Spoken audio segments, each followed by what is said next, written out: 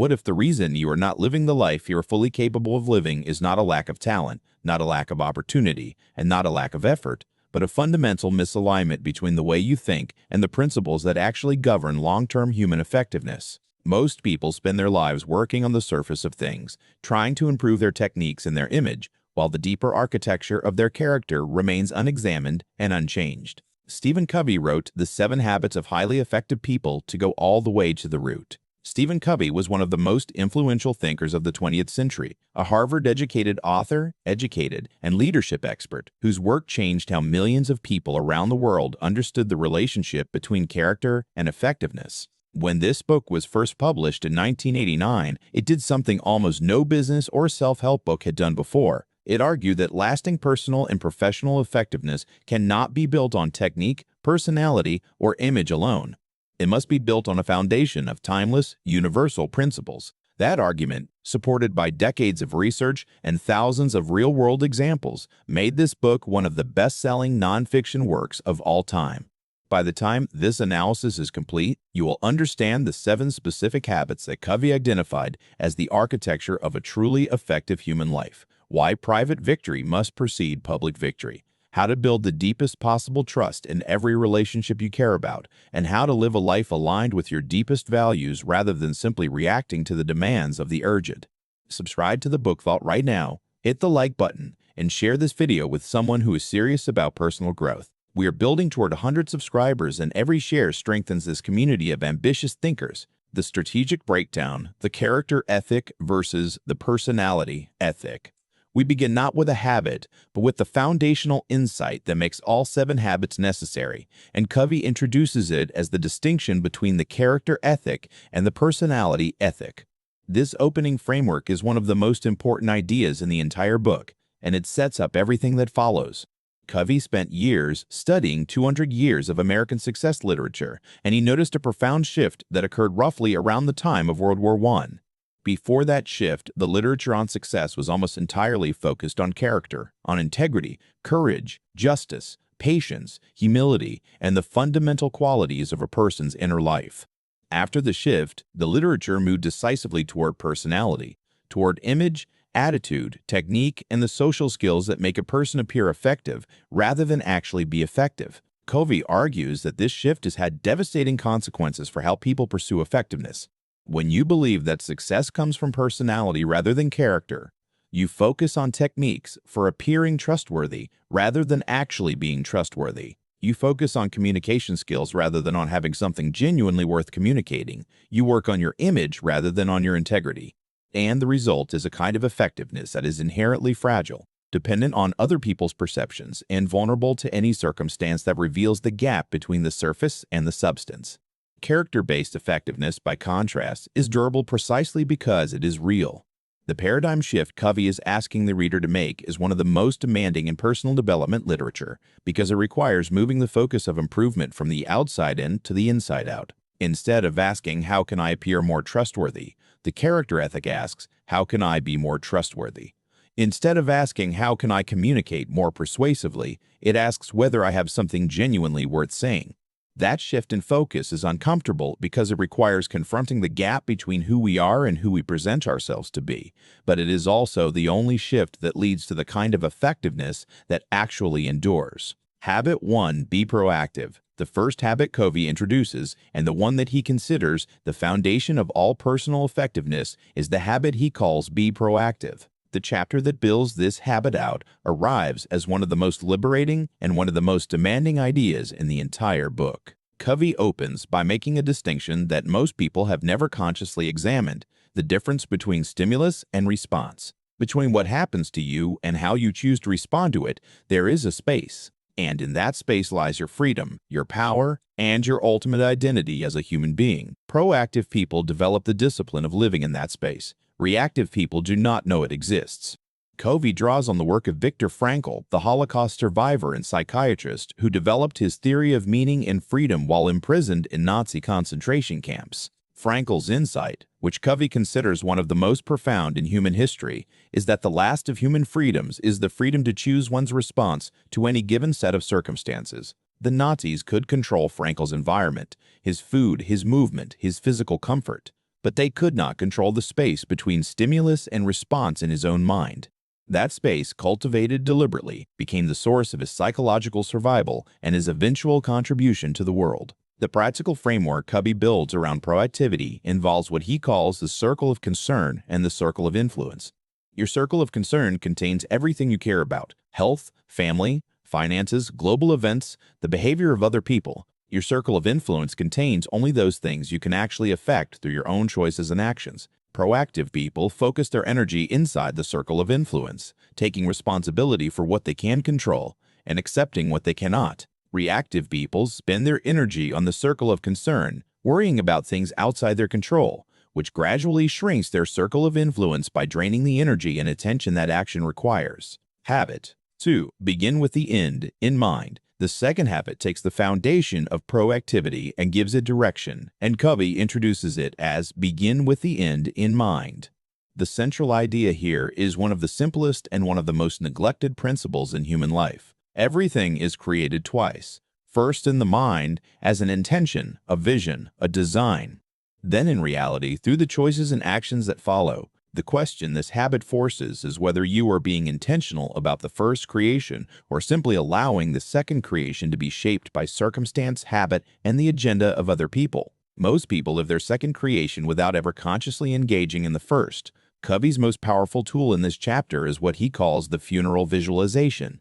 He asks you to imagine your own funeral, to see the people gathered there, to hear what they say about you, and to ask what you would want them to say, not what you think they will say based on who you are today, but what you would genuinely want them to say about who you were, what you stood for, and how you affected the lives of the people you loved. That exercise, uncomfortable as it is, cuts through the noise of daily urgency and connects you directly to what actually matters to you at the deepest level. The practical output of this habit is what Covey calls a personal mission statement, a written articulation of your deepest values, your most important roles, and the contribution you want your life to make. Covey is insistent that this is not a goal-setting exercise. It is a constitution, a foundational document that provides the criteria against which every decision in your life can be evaluated. When you have a personal mission statement that genuinely reflects your deepest values, daily choices become clearer because you have a filter that tells you not just what you want right now, but what actually matters to the person you are trying to become. Habit 3. Put first things first. The third habit builds on the first two in a sequence that Covey describes as the architecture of private victory, and it is the habit he calls put first things first. This is the habit of execution, the bridge between intention and action. Covey opens by acknowledging that most people already know what their priorities are. They know what matters most. The gap is not knowledge. It is the daily discipline of organizing their time and energy around what they know matters rather than around what feels urgent in the moment. Put first things first is the habit that closes that gap. The tool at the center of this chapter is the time management matrix, a framework that divides all activities into 4 quadrants based on 2 dimensions: urgency and importance. Quadrant 1 contains activities that are both urgent and important, genuine crises, deadlines, and pressing problems. Quadrant 2 contains activities that are important but not urgent, relationship building, strategic planning, personal development, health, and prevention. Quadrant 3 contains activities that feel urgent but are not truly important, interruptions, many meetings, and other people's minor priorities. Quadrant 4 contains activities that are neither urgent nor important, mindless distraction, and time wasting. Covey's core argument in this chapter is that highly effective people spend the majority of their discretionary time in Quadrant 2, doing the important but non-urgent work that builds the foundation of long-term effectiveness. Most people spend the majority of their time in Quadrant 1, reacting to crises, which could have been prevented by Quadrant 2 investment, or in Quadrant 3, responding to urgency that masquerades as importance. The discipline of deliberately protecting time for Quadrant 2 work, scheduling it before the urgent fills the week, is one of the most structurally important habits a person can develop for sustained effectiveness. Habit 4. Think win-win, with the first 3 habits establishing what Covey calls the private victory, the mastery of self. The book now moves into the public victory, the domain of relationships and interdependence. The 4th habit opens this new territory, and Covey introduces it as the philosophy he calls think win-win. The premise is both simple and profoundly countercultural in a world that treats most human interaction as inherently competitive. Win-win is not a compromise, and it is not naive idealism. It is a specific belief about human interaction, the conviction that there is almost always a solution available that genuinely serves the interests of both people if both people are committed enough to find it. Covey distinguishes win-win from the other philosophies that most people operate from without ever consciously choosing them. Win-lose is the competitive mentality that sees every interaction as a contest with a winner and a loser. Lose-win is the accommodating mentality that gives in to avoid conflict, sacrificing one's own legitimate interests for the sake of short-term peace. Lose-lose is the vengeful mentality that is willing to harm itself in order to harm another, and win is the independent mentality that focuses entirely on one's own outcome without concern for others. Each of these philosophies produces predictable long-term consequences, and almost all of them are worse than win-win for the health of any ongoing relationship or organization.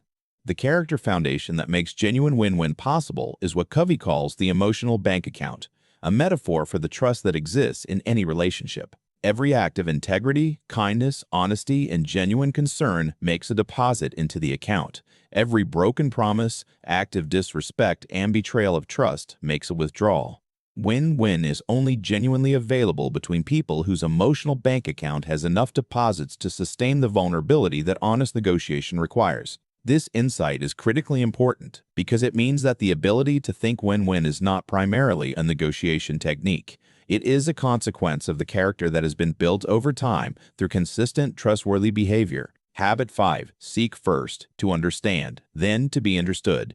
The chapter Covey builds around the fifth habit is one of the most emotionally resonant in the entire book, and the habit itself is one that most people believe they already practice far better than they actually do. Covey introduces it as seek first to understand, then to be understood, and he grounds it in a diagnosis of the most common failure mode in human communication. Most people, when listening to another person, are not genuinely trying to understand. They are waiting to reply. They are filtering what they hear through their own frame of reference, preparing their response, evaluating whether they agree, all while the other person is still speaking. Covey calls this autobiographical listening, and he argues that it is the norm rather than the exception in most human conversations. The contrast Covey introduces is what he calls empathic listening. Listening not just with the ears, but with the intention of genuinely understanding the other person's frame of reference, their feelings, their perspective, and their experience from the inside rather than evaluating it from the outside. Empathic listening is not agreement. It is not sympathy. It is the discipline of setting aside your own frame of reference long enough to genuinely inhabit the other person's, to see what they see and feel what they feel before offering your own perspective. This distinction sounds subtle. In practice, it transforms the quality of every relationship it is applied to. The principle Covey draws on to justify the sequence of the habit is both practical and profound. You cannot diagnose before you understand. A doctor who prescribes before listening is not just ineffective, but dangerous. A leader who proposes solutions before understanding the problem is not just unhelpful, but disrespecting the people they are trying to serve. The discipline of genuine understanding before prescription is the foundation of every trust-based relationship, and in a world where most people feel chronically unheard, the person who genuinely listens becomes one of the rarest and most valued presences in any room they enter. Habit 6. Synergize. The sixth habit brings all the previous ones together into something greater than their sum, and Covey introduces it as synergize. The idea at the core of this habit is that the whole can be greater than the sum of its parts, and that when people who trust each other bring different perspectives and strengths into genuine creative collaboration, the result is almost always better than anything either person could have produced alone. Covey defines synergy as the creative cooperation that becomes possible when two people value their differences rather than tolerating them, when they see disagreement not as a problem to be managed, but as a resource to be mined. Most people experience disagreement as a threat. Their instinct is to defend their position, to convince the other person, or to reach a compromise that splits the difference. Covey argues that all three of these responses leave value on the table because they all assume that one of the existing positions is the best available answer. Synergy operates from a different assumption. It assumes that neither position is the final answer, that the real solution has not yet been discovered, and that it will only emerge through the kind of open, trust-based creative exploration that becomes possible when both people feel genuinely safe bringing their full perspective into the room. The preconditions for synergy Covey makes clear are all of the previous habits. You cannot synergize without the proactive mindset that takes responsibility for your own contribution. You cannot synergize without the clarity of values that begin with the end in mind provides. You cannot synergize without the trustworthiness that win-win requires and the genuine understanding that seek first to understand builds. Synergy is not a technique you apply independently. It is the natural result that emerges when all the other habits are operating at a high level simultaneously. It is the proof that the system works. Habit 7. Sharpen the saw. The seventh and final habit completes the architecture of effectiveness with the one habit that makes all the others sustainable, and Covey introduces it with a story as simple as it is devastating. A woodcutter is sawing through a log with enormous effort, sweating and struggling. A passerby asks how long he has been at it. Hours, the woodcutter says. Why not stop to sharpen the saw, the passerby asks. The woodcutter looks up with exhausted frustration. I do not have time to sharpen the saw.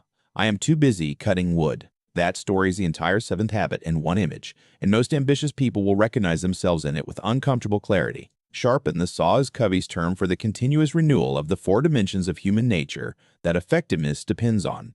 The physical dimension, taking care of your body through exercise, nutrition, and rest. The mental dimension, feeding your mind through reading, learning, and reflection. The social and emotional dimension, investing in your most important relationships and developing your emotional depth. And the spiritual dimension, reconnecting with your deepest values and your sense of purpose. Neglect any one of these dimensions long enough and your effectiveness in all the others will begin to deteriorate, regardless of how hard you are working. The insight Covey builds toward at the end of this chapter is one of the most important in the entire book. Sharpening the saw is not a reward you allow yourself after the work is done. It is the work that makes all the other work possible. The leader who does not read stops growing. The entrepreneur who does not rest eventually breaks. The person who neglects their most important relationships eventually finds that the life they built has no one in it worth sharing it with. Renewal is not selfishness. It is the discipline that sustains the capacity for contribution over a lifetime rather than burning it out in a decade. Key lessons and insights. Private victory must always precede public victory. The first lesson this book teaches, and the one that reorganizes how most people think about personal development, is the sequence Covey calls private victory before public victory. Habits 1 through 3 are about mastering yourself, your responses, your values, and your time. Habits 4 through 6 are about building effective relationships and collaborating at the highest level, and the sequence is not arbitrary. You cannot build genuinely trustworthy relationships from an untrustworthy character. You cannot think win-win if you cannot govern yourself. You cannot synergize if you are still reactive, directionless, and urgency-driven. The inside-out sequence is not just philosophical, it is structural. The practical implication of this lesson is a challenge to examine honestly which private victories you are still avoiding. Where are you still reactive rather than proactive in your own life? Where have you been living without a clear end in mind, drifting through weeks without connecting your daily choices to your deepest values? Where are you spending your time in quadrants 1 and 3 while starving quadrant 2 of the attention it requires? These are not comfortable questions, but they are the right ones because the answers locate the private work that must happen before the public results you want will be possible. Your paradigm determines everything you see and everything you do. The second lesson Covey delivers with particular depth is the idea that your paradigm, the map through which you interpret reality, is the source of your attitudes, your behaviors, and ultimately your results. Most people spend enormous energy trying to change their attitudes and their behaviors while leaving their underlying paradigm untouched. But a wrong map, regardless of how committed you are to following it, will never take you to the right destination. The only change that produces lasting behavioral transformation is a paradigm shift. A fundamental change in how you see the situation, the person, or the world you are navigating. The application of this lesson is a specific habit of self-examination. When you find yourself repeatedly frustrated by the same situations, when the same problems keep arising in the same relationships, when your best efforts keep producing results that disappoint you, the first question to ask is not, what am I doing wrong? It is, what am I seeing wrong? What assumption about this situation or this person am I holding as fact that might actually be an interpretation? Paradigm examination is not comfortable because it requires questioning things you have experienced as simply true, but it is the most powerful form of problem solving available to any human being. The emotional bank account determines the quality of every relationship, The third lesson, embedded throughout this book, is one that most people understand abstractly and apply inconsistently, and it is the discipline of making regular, genuine deposits into the emotional bank accounts of the people who matter most in your life. Covey identifies 6 major deposits that build trust in any relationship. Understanding the other person genuinely, attending to the little things, keeping your commitments, clarifying expectations, showing personal integrity, and apologizing sincerely when you make a withdrawal. Each of these behaviors builds the kind of trust that makes every other interaction easier, more productive, and more genuinely human. The most demanding application of this lesson is the deposit of genuine understanding. Not sympathy, not advice, not shared experience, but the specific, effortful discipline of seeing the world from inside the other person's frame of reference before offering your own. This deposit is demanding because it requires setting aside your own perspective temporarily, which feels uncomfortable and unnatural for most people. But the trust it builds is unlike anything that any other deposit produces because it communicates something that almost every person most deeply needs to experience, which is the feeling of being genuinely seen and understood by someone they care about. Begin with the end in mind. In every role you play, the fourth lesson Covey builds throughout the book is one that extends the habit of beginning with the end in mind, beyond personal mission, and into every specific role a person plays in their life. Covey is careful to point out that most people play multiple roles simultaneously: spouse, parent, leader, colleague, friend, community member, and that each of these roles has its own end in mind, its own vision of what success looks like, and its own set of relationships that deserve intentional investment. Living effectively means not just having a personal mission, but bringing that same intentionality to each role you inhabit. The practical discipline this lesson installs is a weekly planning practice built around roles rather than tasks. Before each week begins, identify your most important roles, then ask what the most important thing is you could do this week in each role to move it toward the vision you hold for it.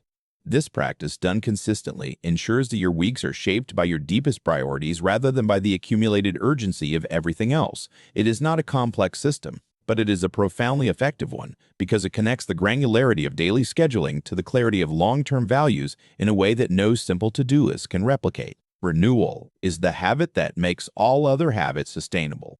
The fifth and final lesson this book delivers is the one that most ambitious people resist most fiercely and need most urgently, and it is this: effectiveness is not a state you achieve and then maintain through sheer force of will.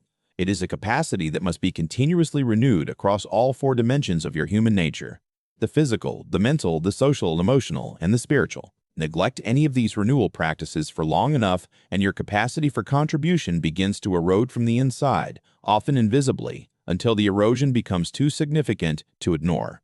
By then, the recovery is far more costly than the maintenance would have been.